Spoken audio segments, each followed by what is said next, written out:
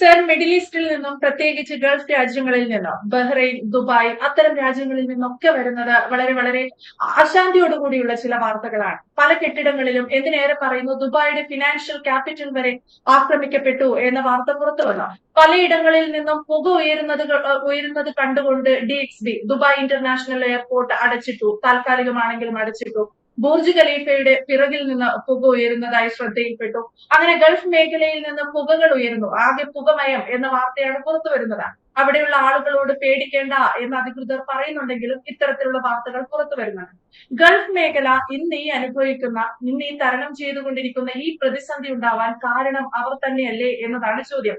കാരണം ഒരു കാലത്ത് അവർക്കാകുമായിരുന്ന ഒരു കാലത്ത് ഇറാനെതിരെ അല്ലെങ്കിൽ ഇറാൻ പോലെയുള്ള രാജ്യങ്ങൾക്കെതിരെ ഒരു ശക്തമായ നിലപാട് സ്വീകരിച്ചിരുന്നെങ്കിൽ ഇന്ന് ഈ അവസ്ഥ ഗൾഫ് മേഖലയ്ക്ക് ഉണ്ടാകുമായിരുന്നു. ഈ മിഡിൽ ഈസ്റ്റിലുള്ള ഈ അറ്റാക്ക് സംബന്ധിച്ചുള്ള കാര്യങ്ങൾ പലപ്പോഴും നമ്മൾ മീഡിയ വളരെയധികം പെരുപ്പിച്ച് പറയുന്ന ഒരു സംഗതിയാണ്. അപ്പൊ ആ ഒരു കോണ്ടെക്സ്റ്റിൽ നിന്നിട്ട് വേണം നമ്മൾ ഇതിനെ കാണുന്ന ഞാൻ പറയാം. കാരണം ഇപ്പൊ നമ്മൾ അവിടെയുള്ള നമ്മുടെ സുഹൃത്തുക്കളും അല്ലാതെയുള്ള ആളുകളൊക്കെ ഈ വിഷയം സംബന്ധിച്ചിട്ട് നമ്മളോട് കാര്യങ്ങൾ ഷെയർ ചെയ്യുന്നു, നമുക്ക് അറിയാൻ കഴിയുന്നു. അപ്പൊ അതിലെല്ലാം പറയുന്നത് നമ്മൾ ഈ പറയുന്ന പോലെയുള്ള അത്ര വലിയ സംഗതി അല്ല അവിടെ നടക്കുന്നത്. എന്നാൽ അവര് അതിനു വേണ്ടിയിട്ടുള്ള കാര്യങ്ങൾ ചെയ്യുന്നുണ്ട്, വാർണിംഗ് കൊടുക്കുന്നു, ഇവാക്വേഷൻസ് നടത്തുന്നു, ഇതൊക്കെ അവിടെ നടക്കുന്നുണ്ട്. എന്നുവെച്ചാൽ ഒരു വ്യാപകമായ ഒരു അറ്റാക്ക് നടക്കുന്നു എന്നൊക്കെ പറയുന്നത് വാസ്തവവിരുദ്ധമാണ്. നമ്മുടെ ഇവിടുത്തെ മീഡിയ കുറച്ചധികം അത് എക്സാജറേറ്റ് ചെയ്യുന്നുണ്ട് എന്ന് തന്നെയാണ് അത് ഇത് മനസ്സിലാക്കേണ്ടതെന്നാണ് ഞാൻ പറയാം. അതിലിപ്പോ നിങ്ങളും ഉൾപ്പെടുന്നുണ്ടോ എന്ന് നിങ്ങൾ സ്വയം ചോദിക്കുക. ഉള്ളത് നമ്മൾ പറയണം. ഓക്കെ, അപ്പൊ നമ്മളിവിടെ പറയുന്നത് ഇനി ഈ ഒരു വിഷയം ഈ മിഡിൽ ഈസ്റ്റിനെ അറ്റാക്ക് ചെയ്യുന്നു എന്ന് പറയുമ്പോൾ നമ്മൾ ആലോചിക്കേണ്ടത് ഇറാൻ ഈ ഒരു അക്രമം അവിടെ നേരിട്ടു. അതിന് ശേഷം അവര് സത്യത്തിൽ ചെയ്തെന്താണ്, അവരുടെ കയ്യിലുണ്ടായിരുന്ന ആയുധങ്ങൾ മുഴുവൻ മിഡിൽ ഈസ്റ്റിലേക്ക് ഡിറക്ട് ചെയ്യുമ്പോൾ അവര് പറയുന്ന ഒരു ന്യായം എന്ന് പറയുന്നത് ഇത് അമേരിക്കയുടെ ബേസുകളിലേക്ക് കൊടുക്കുന്നു, അറ്റാക്ക് ചെയ്യുന്നു എന്നാണ് പറയുന്നത്. അമേരിക്കയുടെ ബേസ് അറ്റാക്ക് ചെയ്യുന്നു എന്ന് പറയുമ്പോൾ ഈ പറയുന്ന അറബ് രാഷ്ട്രങ്ങളിലുള്ള എത്ര അമേരിക്കൻ ബേസസ് ഈ ഒരു അറ്റാക്കിന് വേണ്ടിയിട്ട് അവർ ഉപയോഗിച്ചിട്ടുണ്ട് എന്നുള്ളൊരു ചോദ്യം ഉണ്ട്. അത് എത്ര പേര് ചോദിക്കുന്നുണ്ട്? അങ്ങനെ ഉപയോഗിച്ചിട്ടുണ്ടോ? അങ്ങനെ ഉപയോഗിച്ചിട്ടില്ല എന്നാണ് നമുക്ക് മനസ്സിലാവാൻ സാധിക്കുന്നത്. അവർ കൂടുതൽ ഉപയോഗിച്ചിരിക്കുന്നത് അവരുടെ ഈ കപ്പൽ മുഖേന അവർ പുതിയതായിട്ട് ഇതിനു വേണ്ടിയിട്ട് തയ്യാറാക്കി അവരുടെ ഒരു ഒരുക്കം അവർ നടത്തിയിട്ടുണ്ടായിരുന്നു ഈ ഒരു അറ്റാക്കിന് വേണ്ടിയിട്ട്. അതിൽ നിന്നാണ് പ്രധാനമായിട്ട് അവർ കാര്യങ്ങൾ ചെയ്തു വെച്ചത്. അതോടൊപ്പം തന്നെ ഇസ്രായേലിന്റെ ഭാഗത്തു നിന്നുള്ള അറ്റാക്സുമാണ് അവരവിടെ കൂടുതൽ ഉപയോഗിച്ചിരിക്കുന്നത്. പക്ഷെ ഇത് അറ്റാക്ക് ചെയ്തപ്പോൾ അതിന് മറുപടി എന്നോണം ഇവരിപ്പോ ചെയ്യുന്നത് ഈ പറയുന്ന മിഡിൽ ഈസ്റ്റിലുള്ള രാജ്യങ്ങളിലേക്ക് എല്ലാവർക്കും വീതിച്ചു കൊടുക്കുന്നു. അതിൽ തന്നെ ഏറ്റവും കൂടുതൽ അയച്ചിരിക്കുന്നത് ദുബായിലേക്ക് അല്ലെങ്കിൽ UAE-യിലേക്കാണെന്ന് നമുക്ക് മനസ്സിലാവും. അപ്പോ അത് തന്നെ ഒരു തെറ്റായ സമീപനമാണ് അല്ലെങ്കിൽ ഒരു രീതിയാണ് ഈ പറയുന്ന ഇറാൻ ചെയ്തു വെച്ചിരിക്കുന്നത്. അത് ഒരു വലിയ വിഷയം. ഒന്നാമത്തെ കാര്യം അത്. രണ്ടാമത്തെ കാര്യം, ഇങ്ങനെ ചെയ്യുന്നത് വഴി ഇറാന്റെ പക്കലുള്ള പല ആയുധങ്ങളും വളരെ പെട്ടെന്ന് എക്സോസ്റ്റഡ് ആവുന്നതിന് കാരണമായി. കാരണം ഇസ്രായേലിലേക്ക് കൊടുത്തു വിട്ടതിനേക്കാൾ കൂടുതൽ ആയുധങ്ങൾ UAE-യിലേക്ക് കൊടുത്തു വിട്ടിരിക്കുന്നു എന്നാണ് നമുക്ക് മനസ്സിലാക്കുന്നത്. പിന്നെ ഈ കഴിഞ്ഞ കുറച്ച് ദിവസങ്ങളിലെ കണക്ക് നമ്മൾ എടുത്തു നോക്കിക്കഴിഞ്ഞാൽ ഇവർ അയച്ചുകൊണ്ടിരിക്കുന്നതിന്റെ അളവ് കുറഞ്ഞു വന്നുകൊണ്ടിരിക്കുകയാണ്. ഇപ്പോ തുടക്ക ദിവസങ്ങളിൽ 100-ൽ പരം ഒക്കെ അയച്ചിരുന്നത് ഇപ്പൊ 5-6 ഒക്കെ മാത്രമാണ് അയക്കുന്നതായിട്ട് കാണുന്നത്. അത് തന്നെ ലോങ് റേഞ്ച് സാധനങ്ങളെല്ലാം തന്നെ ഇതേപോലെ ഉപയോഗിച്ച് തീരുന്നു എന്നും കൂടി അറിയുന്നു. പിന്നെ ഇപ്പൊ കഴിഞ്ഞ ദിവസങ്ങളിലായിട്ട് ക്ലസ്റ്റർ അടക്കമുള്ള മിസൈൽസ് അടക്കമുള്ളത് ഇപ്പോൾ ഇസ്രായേലിലേക്ക് തൊടുത്തുവിടുന്നതിനെ കുറിച്ചുള്ള കേൾക്കുന്നു.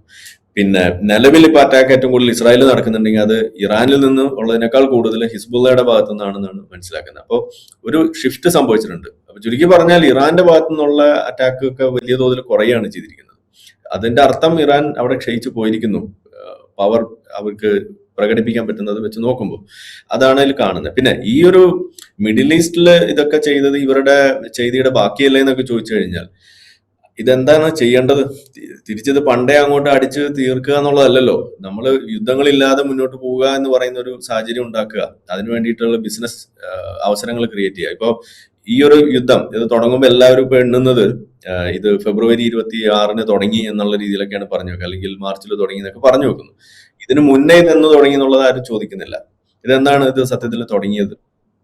ഒക്ടോബർ 7-ന് ഇത് തുടങ്ങി വെക്കുന്നിടത്ത് ഇറാന്റെ പങ്ക് എന്താണ്? ഇത് നമ്മൾ ചോദിക്കണ്ടേ? മിഡിൽ ഈസ്റ്റിലുള്ള എല്ലാ രാജ്യങ്ങളും ഖത്തർ ഒഴികെ മറ്റുള്ള എല്ലാ രാജ്യങ്ങളും തന്നെ ഇസ്രായേലുമായിട്ട് നല്ലൊരു ബന്ധം ഉണ്ടാക്കിക്കൊണ്ട് മുന്നോട്ട് പോകാൻ വേണ്ടിയിട്ടുള്ള തയ്യാറെടുപ്പിലാണ്, അല്ലെങ്കിൽ അതിന് വേണ്ടിയിട്ടുള്ള ശ്രമത്തിലാണ്. അതിൽ ഏറ്റവും മുന്നിൽ നിൽക്കുന്ന UAE, അതുപോലെ തന്നെ ബഹ്റൈനും. പിന്നെ അതുകൂടാതെ മീന റീജിയനിലുള്ള സുഡാൻ, അതുപോലെ മൊറോക്കോ, ഇതുപോലുള്ള രാജ്യങ്ങളെല്ലാം തന്നെ ഇസ്രായേലുമായിട്ടുള്ള ബന്ധങ്ങളിലേക്ക് വരികയാണ്. കാലങ്ങൾക്ക് മുന്നേ തന്നെ ഈജിപ്തും ജോർദാനൊക്കെ നല്ല ബന്ധത്തിലേക്ക് വന്നിരിക്കുന്നു. പിന്നെ അതിനുശേഷം നമ്മൾ കാണുന്നത് ഇപ്പോ ഈ ഒക്ടോബർ 7 സംഭവിക്കുന്നത് ഈ സൗദി അറേബ്യയുമായിട്ടുള്ള ബന്ധം അത് ഊഷ്മളമാക്കാൻ വേണ്ടിയുള്ള ശ്രമങ്ങൾ ചർച്ചകൾ നടക്കുമ്പോൾ അതിന്റെ ഒരു മെറ്റീരിയലൈസേഷൻ തടയുക എന്ന ഉദ്ദേശം തങ്ങൾക്കുണ്ട് എന്ന് പച്ചയ്ക്ക് പറഞ്ഞുകൊണ്ട് തന്നെയാണ് ഈ ഹമാസിന്റെ ഈ ഒരു ആക്രമണം അവിടെ വരുന്നതും അത് അവർ പിന്നീട് സമ്മതിക്കുന്നതായിട്ട് നമ്മൾ കാണുന്നത്. ഇത് തടയണം, ഇത് ശരിയാവില്ല എന്ന് തന്നെയാണ് അവരുടെ ലക്ഷ്യം. അപ്പൊ ആ സംഗതി ശരിയാക്കരുത് എന്നത് നിർബന്ധം ആർക്കായിരുന്നു? അത് ഇറാന് തന്നെയാണ്. അപ്പൊ ഇതുപോലെയുള്ള സമാധാന ശ്രമങ്ങളിലൂടെ ആ ഒരു മേഖലയിൽ സമാധാനം ഉണ്ടാകാൻ വേണ്ടിയിട്ടുള്ള ശ്രമങ്ങൾ നടത്തുമ്പോൾ അത് പാടില്ല എന്ന് പറഞ്ഞു നിൽക്കുന്നത് ആരാണ്? ഇത് നമ്മൾ നാട്ടുകാരെ അറിയിക്കണം എന്നുള്ളതാണ് നമ്മളൊക്കെ പറയുന്നത്. പകരം ഇത് അങ്ങനെയല്ല ഇതിനെ കാണുന്നത്. ഇത് ഉടനെ സാമ്രാജ്യത്വ ശക്തികൾ അവരെന്തോ എണ്ണയ്ക്ക് വേണ്ടി കാര്യങ്ങൾ എന്തോ ചെയ്യുന്നു എന്ന രീതിയിലേക്ക് ഇതിനെ കൊണ്ടുപോയി കച്ചവട താല്പര്യം, ഇമ്പീരിയലിസം എന്നൊക്കെ പറഞ്ഞ് അങ്ങനെ പോകുമ്പോൾ ഇതിന്റെ യഥാർത്ഥ കാര്യങ്ങൾ ഇവിടെ ചർച്ചയാകുന്നില്ല. അതാണ് ഇവിടുത്തെ പ്രശ്നമായിട്ട് വരുന്നത്. ഈ ഒക്ടോബർ 7 നടന്നില്ലായിരുന്നു എന്നുണ്ടെങ്കിൽ സൗദി അറേബ്യയുമായിട്ടൊക്കെയുള്ള ബന്ധങ്ങൾ ഊഷ്മളമായാൽ മിഡിൽ ഈസ്റ്റിൽ ഉണ്ടാകുന്ന മാറ്റം എന്തായിരിക്കും നമ്മൾ ആലോചിച്ച് നോക്കുക.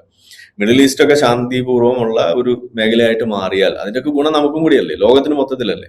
ഇനി അമേരിക്ക ഇങ്ങനെ വലിയ ലക്ഷ്യങ്ങളുണ്ടെന്ന് പറഞ്ഞാൽ തന്നെ അത് ചെയ്തതിന്റെ ഗുണം അത് ലോകത്തെല്ലാവർക്കും അല്ലേ ലഭിക്കുന്നത്. നമ്മൾ ഇന്ന് ഓരോ മലയാളിയും ഇവിടെ ഇരുന്ന് നമ്മൾ പല കാര്യങ്ങളും പറയുന്നു, നേടുന്നു, അതിനെക്കുറിച്ചൊക്കെ ചെയ്യുന്നു. ഇതിനുള്ള ആ സംഗതി നമുക്ക് ലഭിച്ചത് എവിടുന്നാണ്? ഇതേ പറയുന്ന എണ്ണപ്പണങ്ങൾ ഉപയോഗിച്ചിട്ട് തന്നെയല്ലേ അത് എവിടുന്നാണ് കിട്ടിയത്? ഇതേ അമേരിക്കയുടെ ഒക്കെ ഭാഗമായിട്ടുള്ള കാര്യങ്ങളുടെ അല്ലേ നമുക്ക് ലഭിച്ചിരുന്നത്.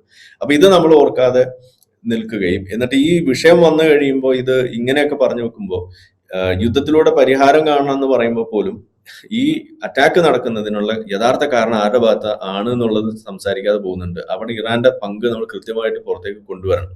അതിവിടെ സംഭവിക്കുന്നില്ല എന്നുള്ളതാണ് നമ്മുടെ പരാതി. പകരം ഇറാൻ അവിടെ ഒരു ഇരയുടെ രൂപത്തിലേക്ക് അവതരിപ്പിക്കുന്നു. സൗദി അറേബ്യ അല്ലെങ്കിൽ മറ്റ് അറബ് രാഷ്ട്രങ്ങൾ മുഴുവൻ ഇറാൻ ഒറ്റുകൊടുത്തു, അമേരിക്കയോടൊപ്പം ചേർന്ന് നിന്നുകൊണ്ട് ഇത് ചെയ്തു എന്നൊക്കെ പറഞ്ഞുകൊണ്ട് ഇത് വളച്ചുകൊണ്ട് പോകുമ്പോൾ അതിനോട് നമ്മൾ കൂട്ടു നിൽക്കുന്നത് ശരിയല്ല എന്നാണ് നമ്മൾ പറയാം. പിന്നെ അതിനും അപ്പുറത്തേക്കാണ് നമ്മൾ ഈ പറയുന്ന അവിടുത്തെ മനുഷ്യാവകാശ ലംഘനവും അതുൾപ്പെടെയുള്ള കാര്യങ്ങൾ കൂടി ചർച്ചയാക്കേണ്ടി വരുന്നത്. ഇതെല്ലാം കൂടി ചേരുമ്പോഴാണ് ഈ വിഷയത്തിന്റെ ഒരു മുഴുവൻ ഒരു ചിത്രം നമുക്ക് ലഭിക്കുകയുള്ളൂ. സാർ പറഞ്ഞതുപോലെ കുറച്ചു നാൾ മുൻപും എങ്കിലും സൗദി അറേബ്യക്കും ബഹ്റൈനും ഉൾപ്പെടെ അമേരിക്കക്കൊപ്പം നിന്നുകൊണ്ട് നിലപാട് വ്യക്തമാക്കാമായിരുന്നു. പക്ഷേ ഇതൊരൽപ്പം വൈകിപ്പോയില്ലേ മിഡിൽ ഈസ്റ്റ് രാജ്യങ്ങൾക്ക് എന്നതാണ് ഏറ്റവും പ്രധാനപ്പെട്ട ചോദ്യം. കാരണം ഇറാൻ ഈ രീതിയിൽ മിഡിൽ ഈസ്റ്റിനെ ആക്രമിക്കാൻ കാരണം സാറി പറഞ്ഞതുപോലെ പെട്ടെന്ന് ഗൾഫ് രാജ്യങ്ങളെല്ലാം അമേരിക്കക്കൊപ്പം നിന്നു എന്നൊരു ഇരവാദം ഇറാൻ തന്നെ ഉയർത്തുന്നത് കൊണ്ടാണ്. ഈ രീതിയിലേക്ക് ഷിയ മുസ്ലിം അല്ലെങ്കിൽ സുന്നി വിഭാഗത്തെ ആക്രമിക്കുക എന്നൊരു തോന്നലുണ്ടാക്കാൻ കാരണമായി. ഈ അറ്റാക്ക് നടത്താൻ വേണ്ടിയിട്ട് ഇപ്പൊ പ്രത്യേകിച്ച് സൗദി അറേബ്യയൊക്കെ അമേരിക്കക്ക് മൗനസമ്മതം കൊടുത്തിട്ടുണ്ട് തന്നെയല്ലേ നമ്മൾ മനസ്സിലാക്കേണ്ടത്.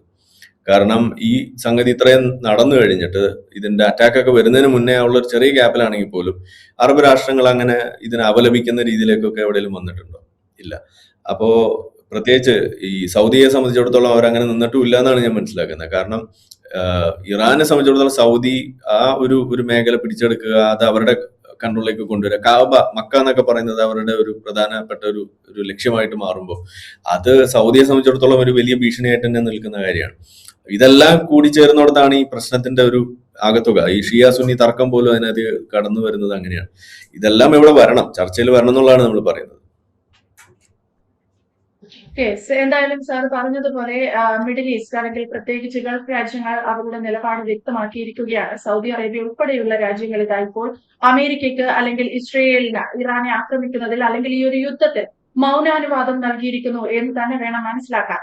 എവിടെയും UAE പോലും എവിടെയും ഒരാക്രമണത്തിലും ഇറാന്റെ ആക്രമണങ്ങളിൽ അപലപിക്കുന്നു എന്ന് രേഖപ്പെടുത്തിയതല്ലാതെ ഈ ആക്രമണത്തെ അല്ലെങ്കിൽ യുദ്ധം ഏതെങ്കിലും രീതിയിൽ അവസാനിപ്പിക്കാൻ ഒരു ഇടനിലക്കാരായി മുന്നോട്ട് വന്നത് കണ്ടിട്ടില്ല. പകരം ഇന്ത്യക്ക് അത് സാധിക്കും എന്ന് പലതവണ UAEയും പറഞ്ഞിട്ടുണ്ട്.